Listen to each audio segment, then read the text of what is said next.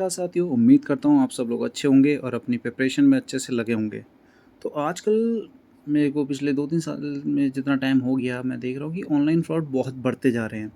चाहे आप कितने ही एजुकेटेड हों या फिर किसी भी जगह गाँव में ही, गाँव की छोटे से छोटे गाँव में भी ऑनलाइन फ्रॉड होने लगे हैं। बड़ी जगहों में तो होते ही होते हैं, शहरों में, सिटीज़ में तो नॉर्मल था ही पहले, और छोटे-छोटे गाँव के लोगों को भी इसका टारगेट बनाया जाने लगा है।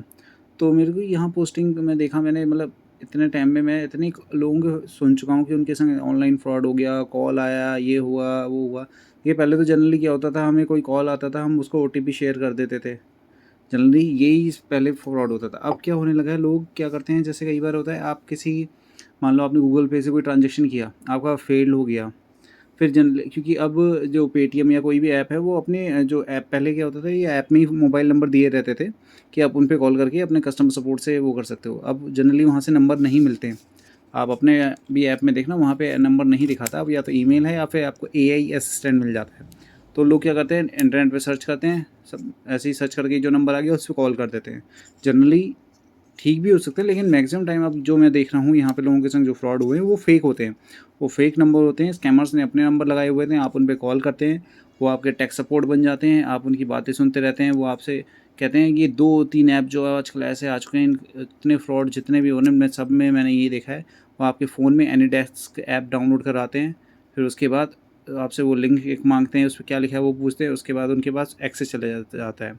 तो देखिए, मैं देखिए हो सकता है आपको इस चीज़ के बारे में पता हो, लेकिन अपनी फैमिली को भी इस बारे में बताएँ, अपनी फैमिली, आस-पड़ोस के लोगों को भी बताएँ। ऐसे कोई भी ऐप, एनीडेस्क हो गया या टीमव्यूअर हो गया, ये जो भी ऐप हैं, इनसे दूर रहें, ठीक है? क्योंकि मैंने अभी एक हाल ही में एक देखा था कि उसको उन्होंने गूगल पे के सपोर्ट पे फ़ोन कर रहे थे, वो नंबर उन्हें मिला, उन पे कॉल किया, उसने उनसे फ़ोन में एनीडेस्क ऐप डाउनलोड करवाया, उसका एक्सेस लिया और ट्रांज़ैक्शन करके पैसे ले लिए सारे, ठीक है? क्योंकि ऑनलाइन फ्रॉड हो जाने के बाद उससे वापस पैसे निकलना बहुत टफ़ हो जाता है कई बार।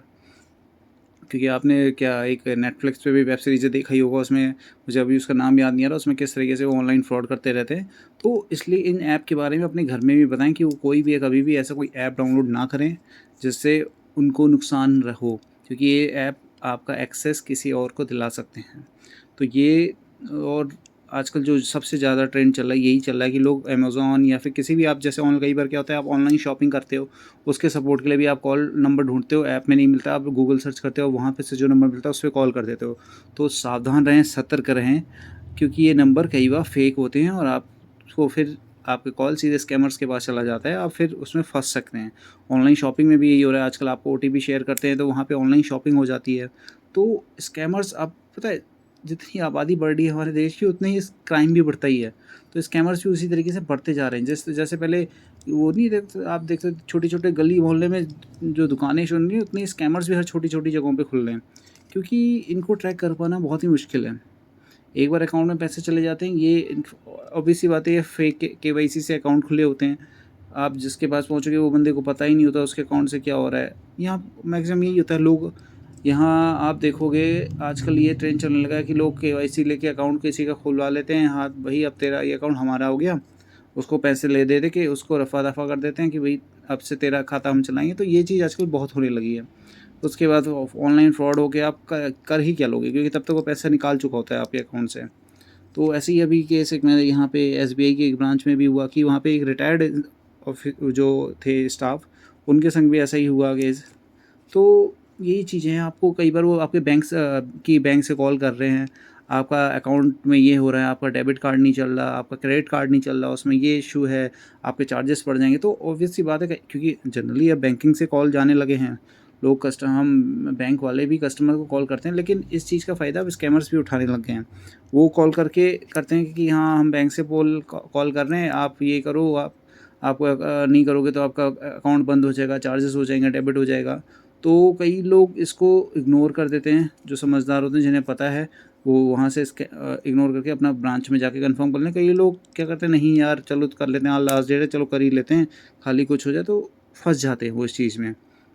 तो इस चीज़ का भी ध्यान रखें, अपने अकाउंट पे अपने आप देखें, और मैं तो सजेस्ट यही करूँगा कि आपका जो बैंक का ऐप है, अपने उसी बैंक की ऐप को यूज़ करें, कि उसी की सर्विस जो है उसी से वो करें। ये अननेसेसरी कॉल से बचने की कोशिश करें। आजकल एक नया फ्रॉड ये भी आया हुआ है कि अरे पहचाना? अरे यार भूल गए मुझे? अरे! अरे! ये वाली कॉल आते ही होंगे आज को। एक अनजान नंबर से कॉल आएगा, फिर वो एक आपको रैंडम नाम ले देगा। अगर आपने उसमें कह दिया अच्छा अच्छा ये तुम हो, तो आप फंस गए। अगर आपका कोई फ्रेंड नहीं है तो आप बच गए। वो आपके जनरली कहेंगे अरे मैं सुरेश बोल रहा हूँ, अरे मैं ये बोल रहा हूँ, पहचाना नहीं, इतने वहाँ मिले थे यार, इतने दिन हो गए, ये वो। और तुरंत ही उनको होगा कि उनकी माँ बीमार है, उनका ये बीमार है, या वही खुद ही हॉस्पिटल में पड़े हैं, उन्हें पैसे की ज़रूरत है, भाई पैसे भेज दे, मैं गूगल पे कर रहा हूँ, मैं तुम्हें भेजता हूँ, तुम मुझे भेजो। तो ये फ्रॉड आजकल नया फ्रॉड चलने लगा है। अब जनरली क्या होगा, वो आपको पहले 1,000 रुपये का आपको क्रेडिट कर देगा, फिर अपना वो क्यूआर भेजेगा।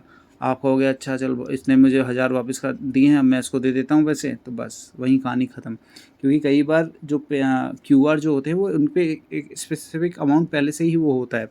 तो इतने टेक्निकली मैं नहीं जाता, क्योंकि मुझे भी इतना अभी ज़्यादा इनके बारे में पता नहीं चला है। तो इन चीज़ों से बचें आप, क्योंकि देखिए आपके पास अगर नंबर सेव है, आपको कॉल आ रहा है तो ठीक है, वरना ये ऐसे फेक नंबर, और ऐसे कॉल आने पे किसी को भी पेमेंट करने से अच्छा है उसके अकाउंट की डिटेल लेके उसको भेजें। ये शॉर्टकट अनजान नंबर से जब भी कोई कॉल आ रहा है ऐसे, तो बचें इन चीज़ों से।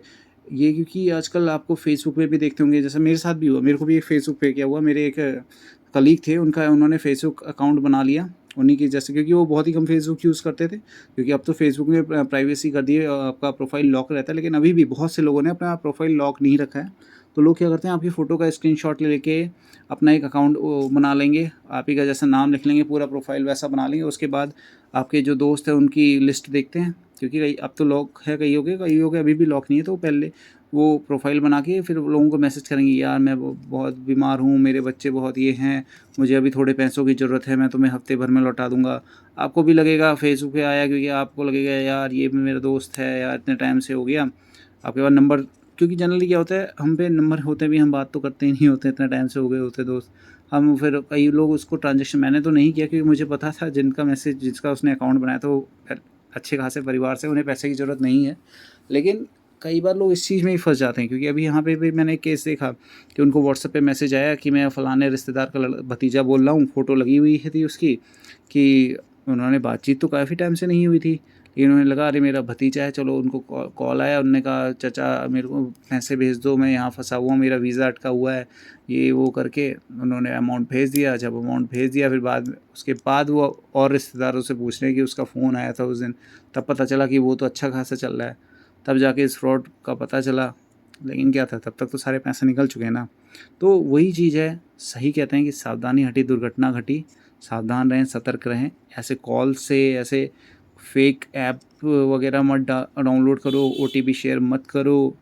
अपने ये फेसबुक, टेलीग्राम, व्हाट्सएप, ईमेल पे भी कई बार मैसेज आने लगे। आप कई बार ये जो लोन ऐप्स हैं उनके लिंक आते हैं, आप उन पे क्लिक कर देते हैं, आपका अकाउंट डेबिट हो जाता है, फिर आप लोन, कई लोग एक्चुअली आजकल ऑनलाइन जब से चीज़ें ना, जितनी चीज़ कहते हैं, जितनी चीज़ें आपको सुविधा मिलती है, आप उतना ही इंसान बेकार होता जाता है। वैसे वही चीज़ अब हो रही है कि लोगों को ऑनलाइन अगर चीज़ें सर्विसेज मिलने लगी तो वो उस पर बिल्कुल ही निश्चिंत हो गए हैं, उस पर कोई भी सतर्कता नहीं बरतते हैं।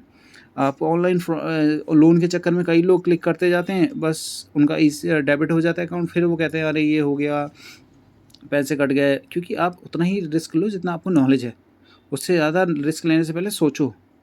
तो इस चीज़ों को ध्यान रखें, क्योंकि मैं पिछले टाइम से, काफ़ी टाइम से देख रहा हूँ कि ये ऑनलाइन फ्रॉड बहुत बढ़ते जा रहे हैं। ये फ्रेंड का कॉल बन के बहुत आने लगा है, और ये आजकल टेक सपोर्ट वाला ज़्यादा चल रहा है कि आप जो, आपको कोई ट्रांजैक्शन फेल्ड हो जाता है, या फिर आपको कोई अमेज़न का ऑर्डर कोई कैंसिल हो जाता है, तो आप टेक सपोर्ट जो गूगल सर्च करके नंबर निकालते हैं, वो ज़रूरी नहीं वो रियल हो, वो फेक हो सकते हैं। तो इसलिए अपनी ऑनलाइन शॉपिंग को भी ध्यान से करें, आप उसमें भी फंस सकते हैं, अपनी चीज़ों पर ध्यान रखें। ऐसे हालात में सावधान रहें, बेहतर यही सतर्क है रहें। कि वक्त रहते इंसान सतर्क होकर अपने जज्बात को काबू में रखकर अपने कदम पीछे हटा ले और अपनी जिंदगी को एक नई दिशा की तरफ मोड़ने की कोशिश